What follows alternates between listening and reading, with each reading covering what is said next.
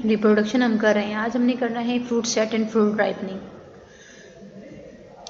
Fruit set जो है वो एक्चुअली रिटेंशन ऑफ ओवरी है और फ्रूट राइपनिंग जो है जिसमें फ्रूट की राइपनिंग हो जाती है। असल में ये सारा प्रोसेस फ्रूट सेटिंग और फ्रूट राइपनिंग कैसे होता है, जो जर्मिनेशन होती है पोलन ग्रेन की, ये एक इम्पोर्टेंट प्रोसेस है, जर्मिनेशन ऑफ पोलन ग्रेन्स। क्योंकि जब सक्सेसफुल जर्मिनेशन होती है पोलन ग्रेन की और सक्सेसफुली पोलन ग्रेन जो है वो ट्रांसफ़र हो जाते हैं गैमेट्स ओवरी को, तो ही पोलन ग्रेन असल में हम कहते हैं ये सोर्स होते हैं ऑफ ऑक्सिन्स। असल में ये खुद हार्मोन तो नहीं प्रोड्यूस करते, लेकिन ये जो है वो रिच सोर्स होते हैं ऑक्सिन्स का।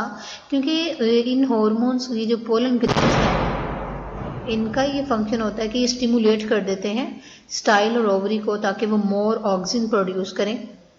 और ऑक्सिन वो हार्मोन है जो कि फ्रूट सेटिंग के लिए नेसेसरी है। अगर हार्मोन ऑक्सिन जो है वो नहीं रिलीज होता तो ओवरी जो है वो रिटेन नहीं रहती फर्टिलाइजेशन के बाद, और फ्लावर की एब्सेशन हो जाती है, यानी कि फ्लावर जो है वो गिर जाते हैं और एंड पे यील्ड जो है वो बहुत लो होती है। फर्टिलाइजेशन के बाद ओवरी राइप हो जाती है जिसे फ्रूट बन जाता है, और सीड जो है राइपन सीड जो है वो एक तो ओवरी और दूसरा राइपन सीड जो है वो कॉन्टिन्यूसली ऑक्सिन प्रोड्यूस करते रहते हैं फ्रूट के डेवलपमेंट के लिए। इसीलिए हम कहते हैं कि जो डेवलपिंग सीड है ना तो सिर्फ वो ऑक्सिन हार्मोन का एक रिच सोर्स होते हैं, बल्कि इसके अलावा तो और हार्मोन्स जो हैं जिब्रालिन और साइटोकाइनिन इसमें भी इन्वॉल्व हैं। यानी कि तीनों हार्मोन जो है वो ग्रोथ सब्सटेंसेस हैं। ये जो तीनों हार्मोन हैं ये आपस में मिल के जो है वो एम्ब्रियो की डेवलपमेंट करते हैं और फूड को कंजर्व करते हैं सीड के अंदर। फ्रूट राइपनिंग का प्रोसेस जो है वो पूरा कंप्लीट कब होता है? By the bursting activity. यानी कि जो फ्रूट की राइपनिंग है वो तब तक होती रहती है जब तक हम कहते हैं कि फ्रूट की ब्रस्टिंग नहीं हो जाती। जब अक्सर हम फ्रूट को खरीदने जाना, जिस तरह अनार वगैरह लेते हैं तो वो उसको कट लगा होता है, वो असल में उसकी राइपनिंग होती है। वो अपनी रेस्पिरेटरी एक्टिविटी की वजह से उसकी वो जो है राइपनिंग हो जाती है उसकी। तो इस प्रोसेस को, इस एक्टिविटी को बोलते हैं क्लाइमेक्टेरिक, और इस तरह के फ्रूट्स को बोलते हैं क्लाइमेक्टेरिक फ्रूट। क्लाइमेक्टेरिक और नॉन क्लाइमेक्टेरिक फ्रूट्स में डिफरेंस क्या होता है?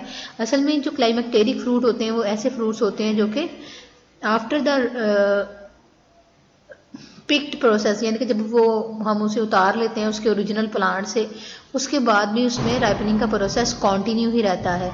लेकिन नॉन क्लाइमेक्टेरिक वो फ्रूट्स होते हैं जिनको एक दफ़ा जब वो हम उतार लेते हैं प्लांट से तो उनमें मज़ीद राइपनिंग का प्रोसेस नहीं होता। तो क्लाइमेक्टेरिक फ्रूट्स में बनाना, एप्पल, पीच, ये सारे वो फ्रूट्स होते हैं जो जिनमें आफ्टर द पिक्ड, जब हम वहाँ से उतार लेते हैं फ्रूट को, फिर भी राइपनिंग का प्रोसेस होता रहता है। असल में इन हार्मोन ये जो फ्रूट्स होते हैं क्लाइमेक्टेरिक फ्रूट्स, इनमें गैस प्रोड्यूस होती है, ये हार्मोन रिलीज होता है, दैट इज़ द इथेन। इनमें इथेन हार्मोन जो कंटिन्यूसली प्रोड्यूस होता रहता है, जो कि इनकी राइपनिंग करवाता है जब इन्हें हम उसके प्लांट से उतार लेते हैं। तो इस तरह के फ्रूट्स को बोलते हैं क्लाइमेक्टेरिक फ्रूट्स। उसके बाद आता है फोटोपीरियोडिज्म। फोटोपीरियोडिज्म एक इम्पॉर्टेंट प्रोसेस है that is relate to the length of the day and night. तो फोटोपीरियोडिज्म की डेफिनेशन करते हैं the response of the plant to the duration of the length of the day and night, यानी कि रात और दिन के ड्यूरेशन को जो प्लांट रिस्पॉन्स शो करते हैं उस प्रोसेस को बोलते हैं फोटोपीरियोडिज्म। फोटोपीरियोडिज्म बहुत से प्लांट्स को ये प्रोसेस जो है वो रिक्वायर होता है प्लांट में डिफरेंट डेवलपमेंटल प्रोसेसेस के लिए। जिस तरह ये प्रोसेस जो है फोटोपीरियोडिज्म का, ये प्लांट्स में फ्लावरिंग के प्रोसेस को, फ्रूट, सीड प्रोडक्शन को, बडिंग को, seed dormancy, leaf fall, germination, इन सारे प्रोसेसेस को अफेक्ट करता है टेम्परेचर और फोटो पीरियड। फोटोपीरियोडिज्म जो है ये मोस्टली प्लांट के शूट, ये हम कहते हैं शूट मेरिस्टेम सेल्स पे अफेक्ट करता है, जिससे फ्लावर बड जो है और फ्लावर बड और लिटिल बर्ड्स प्रोड्यूस होते हैं, जिससे फ्लावर प्रोड्यूस होता है। और फोटो पीरियोडिज्म सबसे पहले इसको डिस्कवर किया था, इसको स्टडी किया था बाय द गार्नर और अलार्ड ने। इस प्रोसेस को, फोटो पीरियोडिज्म के इफेक्ट को प्लांट्स पे सबसे पहले इन्होंने स्टडी किया था। और जिस प्लांट पे स्टडी किया था that is a tobacco plant. उन्होंने बताया था कि टोबैको प्लांट जो है इनमें यानी कि वेजिटेटिव ग्रोथ तो इनमें होती है, लेकिन इनमें फ्लावरिंग उस टाइम होती है जब इन्हें specific short days, series of short days, यानी कि स्पेसिफिक ड्यूरेशन ऑफ लाइट और डार्क पीरियड जब इन्हें मिलता है, उसके बाद इनमें फ्लावरिंग होती है, वरना इनमें फ्लावरिंग नहीं होती। टोबैको प्लांट जो है वो नेचुरली फ्लावर प्रोड्यूस करते हैं ऑटम में। नेचुरली तो ऑटम में होता है, लेकिन अगर हम इसको सीरीज ऑफ शॉर्ट डेज यानी कि कम लाइट प्रोड्यूस करते हैं, यानी कि इसमें असल में ड्यूरेशन होता है कि लाइट में, जिस तरह हम कहते हैं 12 घंटे का दिन है, 12 घंटे की रात है, तो कुछ प्लांट्स ऐसे होते हैं जिन्हें ज़्यादा लाइट की ज़रूरत होती है, लॉन्ग डार्क पीरियड की ज़रूरत होती है, यानी कि उनको रात के ज़्यादा टाइम की ज़रूरत होती है। और कुछ प्लांट्स ऐसे होते हैं जिनको ज़्यादा लाइट की या लंबे दिन की ज़रूरत होती है। तो अगर उन्हें वो ड्यूरेशन मिलता है तो प्लांट जो है वो फ्लावरिंग करते हैं, वरना प्लांट में फ्लावरिंग नहीं होती। इसके बाद जो है इन्होंने डिवाइड किया था प्लांट्स को डिफरेंट कैटेगरीज में into the long day plants, वो प्लांट जिनको लॉन्ग डे चाहिए होता है फ्लावरिंग के लिए। शॉर्ट डे प्लांट्स वो होते हैं जिनको शॉर्ट डे चाहिए और लॉन्ग नाइट चाहिए फ्लावरिंग के लिए। और डे न्यूट्रल प्लांट होते हैं जिनको कोई भी इन्फ्लुएंस नहीं होता उसका फोटो पीरियड का, यानी कि लाइट की वेरिएशन यानी कि डे और लेंथ की वेरिएशन का जिन पे कोई असर नहीं होता, उन्हें हम डे न्यूट्रल प्लांट्स बोलते हैं। उसके बाद जब मजीद स्टडी की तो पता चला असल में कि वो डार्क पीरियड है, जो कि क्रिटिकल पीरियड जो इसको रिक्वायर है, जो उसके लिए फेवरेबल कंडीशन है, वो असल में डार्क पीरियड है, जो कि उसको अगर मिलता है तो वो फ्लावरिंग करते हैं। इसी वजह से जो छोटे प्लांट्स होते हैं असल में वो रियली लॉन्ग नाइट चाहिए, शॉर्ट डे यानी कि कम डे का ड्यूरेशन उसको शॉर्ट चाहिए और लॉन्ग नाइट का ड्यूरेशन उसको रिक्वायर है, किसके लिए, फ्लावरिंग के लिए। अगर इन प्लांट्स को हम ग्रो करवाएं शॉर्ट डेज में, इनके दिन शॉर्ट दें लेकिन लॉन्ग नाइट्स भी दें, लेकिन लॉन्ग नाइट जो उसकी वो इंटरप्ट कर दें कि उसमें हम नाइट में किसी टाइम उसको लाइट प्रोवाइड कर दें आर्टिफिशियली, तो फ्लावरिंग उसमें नहीं होती, प्रिवेंटेड हो जाती है। इसी तरह जो लॉन्ग डे प्लांट्स हैं वो फ्लावर प्रोड्यूस करते हैं शॉर्ट डे में, अगर इन्हें लॉन्ग नाइट पीरियड जो है वो इंटरप्ट कर दिया जाए। यहाँ पे एक टेबल दिया हुआ है जिसमें बताए हुए एग्जांपल दी हुई है। शॉर्ट डे प्लांट्स जिन्हें एसडीपीज भी बोलते हैं, SDPs, long day plants LDPs और day neutral plant DNPs. Short day plants वो होते हैं जिनमें फ्लावरिंग इंड्यूस होती है by the dark period longer than the critical length, यानी कि डार्क पीरियड उसे लंबा चाहिए जितना आम लेंथ से ज़्यादा लॉन्ग चाहिए। कोकल लेबर जो प्लांट है इनमें जो इससे रिक्वायर पीरियड है नाइट का वो 8.5 है, 8.5 आवर्स बताया है, 8.5 घंटे। इसी तरह टोबैको प्लांट में जो है 10 to 11 आवर्स इसको रिक्वायर होता है। नेचुरल कंडीशन में ये जो शॉर्ट डे प्लांट्स हैं इनकी क्रिटिकल लेंथ जो होती है वो 15.5 यानी कि 15.5 घंटे, और टोबैको प्लांट में 13 to 14 आवर्स रिक्वायर है। लेकिन हम आर्टिफिशियली इनमें अगर फ्लावरिंग करवाना चाहते हैं तो फिर जो है वो इन्हें ये स्पेसिफिक ड्यूरेशन देते हैं दूसरे किसी और सीजन में भी, तो इनमें फ्लावरिंग हो जाती है। इसके अलावा एग्जांपल दी हुई है कोक लेबर की, जिसे साइंटिफिक नेम जो है वो जेंथियम है, कैरिसेंथियम, गुलेदाउदी जिसे बोलते हैं, सोयाबीन, टोबैको, तंबाकू प्लांट, स्ट्रॉबेरी जो है।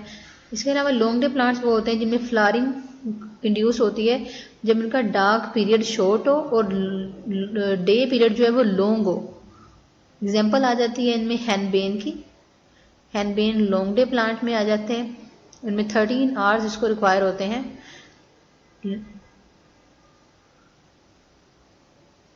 फ्लावरिंग के लिए। नेचुरल कंडीशन में ये लॉन्ग क्रिटिकल लेंथ जो इसको रिक्वायर है वो 11 आवर्स है। नेचुरली ये जो 11 आवर्स में प्रोड्यूस कर देते हैं, और अगर हमने आर्टिफिशियली प्रोड्यूस करना है तो हमें डार्क पीरियड जो है वो शॉर्टर रिक्वायर होता है। और henbane, snapdragon plant, cabbage, spring wheat इसकी एग्जांपल्स आ जाती हैं।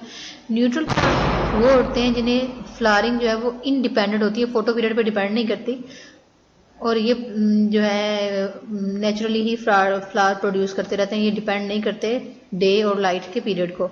इनमें क्यूकम्बर, टमाटो और गार्डन पी प्लांट्स आ जाते हैं।